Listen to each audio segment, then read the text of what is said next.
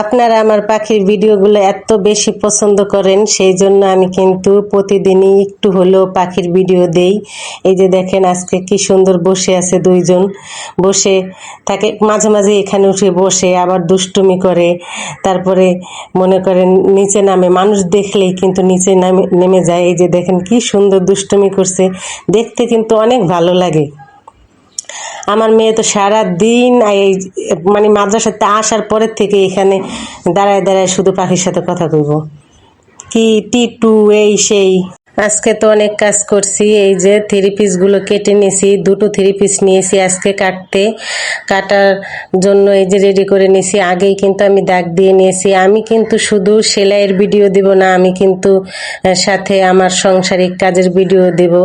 আমি তো আর শুধু সেলাই করি না, সেলাইয়ের ভিডিওগুলো সব সময় করা যায় না, ঝামেলা হয়ে যায়, তাই সব মিলিয়েই আমার ভিডিও থাকবে।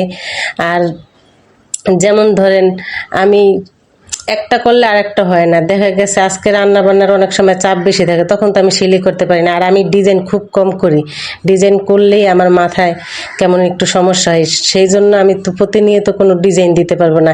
এটা আমি গৃহিণীদের জন্যই এই সেলাইয়ের ভিডিওটা কেন ছাড়ি, যারা দু একটা ভিডিও দেখলে তাদের আইডিয়াটা ভালো হবে, দেখে যদি নিজেদের একটু জানা থাকে কাজ, তারপরে দেখা গেছে এই উসিলায় আরেকটু দেখলো, আরেকটু শিখলো, তারপরে নিজেরটা নিজে বানাইতে পারলো, সেই জন্য আর কি সেলাইয়ের ভিডিওটা দিই। তাছাড়া কিন্তু সেলাইয়ের ভিডিওটা আমি কন্টিনিউ করতে চাই না। এই যে সেই জন্যই আজকে এই যে প্লাজো একটা কামিজ কাটলাম, প্লাজো কাটলাম, আরও একটা থ্রি পিস কাটছি। এতগুলো তো ভিডিও দেওয়া যায় না, সেই জন্য। আর এগুলো খুব সহজে আমি কাটিং করি, এগুলো আমার তো একটা মাপঝোপের প্রয়োজন হয় না। আমি দীর্ঘ 10-12 বছর যাবৎ এই সেলাই কাজটা করি, সেই জন্য আমার এখন আর সমস্যা হয় না, করতে করতে অভ্যাস হয়ে গেছে। আর এখন আর ভালো লাগে না, মন চায় না যে সেলাই কাজ করি, তাও টুকটাক করি, এখন আর অত বেশি আগের মতো করি না। আর এই বক্রমগুলো কিন্তু আমি এইভাবেই কাটি। অনেকেই আছে আগে গলা কাটে না, আমি কিন্তু গলা আগেই কেটে নিই, তারপরে হচ্ছে ওই গলা সেই পট্টিটা রেখেই আমি বক্রমটা কেটে নিই। আর আজকে আবার বিকেলে বাচ্চারা এই পাস্তা খাবে, সেই জন্য হচ্ছে আমি পাস্তা রান্না করে নিলাম।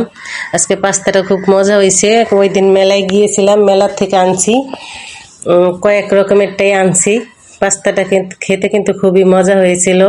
আর এখানে আজকে আমি ঝাল ঝাল করে চিংড়ি মাছ ভুনা করে নেব। আমরা এই ভুনাটা বেশিরভাগই খাই ঝাল ঝাল করে, যখন চিংড়ি মাছের দাম একটু সস্তা থাকে তখন খাই, এমনিতে সব সময় খাই না।